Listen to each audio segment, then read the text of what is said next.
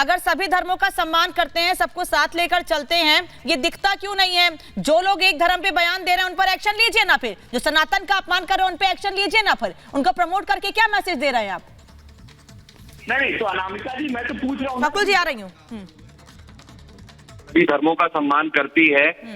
देखिए, मुस्लिम समाज में कुछ कुरीतियां रही, मैं उसे कुरीति ही कहूंगा निसंदेह। जो 3 तलाक का जो विषय था, मोदी जी ने किस प्रकार से मतलब उसके अंदर परिवर्तन करके और मुस्लिम समाज, विशेष तौर पे मुस्लिम महिलाओं के ऊपर जो एक उनके लिए कल्याणकारी काम किया है, यही वजह है कि आज के दिन मुस्लिम समुदाय के वोट भारतीय जनता पार्टी को बढ़ोतरी के साथ मिल रहे हैं।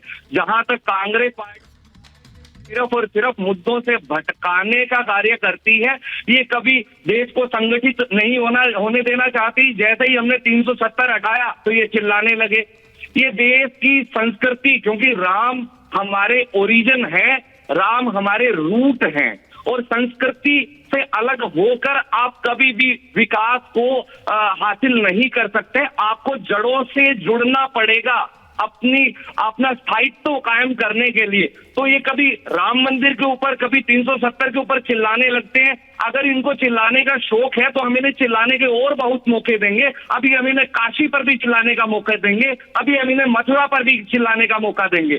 कांग्रेस पार्टी ने कुछ नहीं किया है, ना हिंदू की पार्टी है, ना मुसलमान की पार्टी है। इन्होंने सबका शोषण, सबका दमन किया है, अपनी तिजोरियां भरी है। एक पिता ने, जिसके बारे में दुनिया कहती है कि अय्याश, उस अय्याश बेटे को प्रधानमंत्री बनाने के लिए एड़ी चोटी का जोर लगा दिया, और अब एक माँ जिसको कि पूरी दुनिया कहती है कि मूर्ख, उस मूर्ख को प्रधानमंत्री बनाने के लिए एड़ी चोटी का जोर लगा रही है। अच्छे शब्दों का इस्तेमाल करिए, ऐसे शब्दों का इस्तेमाल करेंगे तो ये ठीक नहीं है सर। किसी के लिए भी पूरा सम्मान है, रिपब्लिक भारत पर हर नेता का, हर पार्टी के नेता का सम्मान है, तो प्लीज ऐसे शब्दों का इस्तेमाल मत करें। विशाल जी के पास जाऊंगी। बड़ी खबर इस बीच आ रही है, राम मंदिर पर यूपी के डिप्टी सीएम केशव प्रसाद मौर्य ने बयान दिया है, जो नेहरू को करना था वो पीएम मोदी कर रहे हैं। 1947 में राम मंदिर बन सकता था, हमने राम मंदिर के लिए बलिदान दिया है।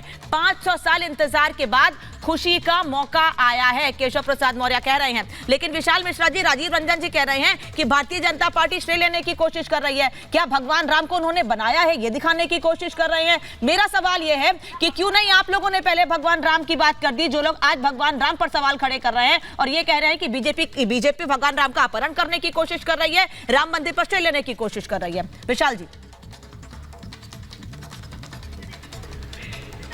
देखिए, एक बहुत स्वाभाविक सा प्रश्न मैं पूछना चाहता हूं अपने सम्मानित पैनलिस्टों से, जो ये कह रहे हैं कि क्यों भारतीय जनता पार्टी इसका श्रेय ले रही है। तो मान्यवर, किस पार्टी की घोषणा पत्र में प्रभु श्री राम के मंदिर के बनाने का घोषणा पत्र में जो है वादा किया गया था, बताइए ना।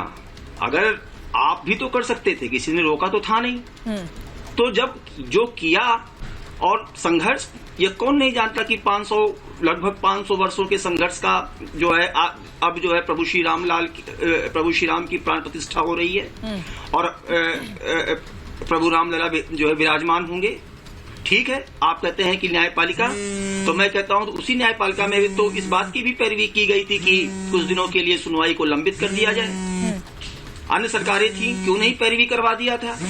तो देखिए, कथनी और करनी में बड़ा अंतर होता है। और आज जब दिव्य प्रभु श्री राम का मंदिर बनकर तैयार हो रहा है, जब भारत की आध्यात्मिक चेतना जागृत हो रही है, हमारे कण कण में राम है, हमारी पहचान है, तो आज हमारी संस्कृति की पुनर्स्थापना हो रही है धरोहर की, तो इस पर किस विकृत मानसिकता के तहत प्रश्न उठाया जा रहा है?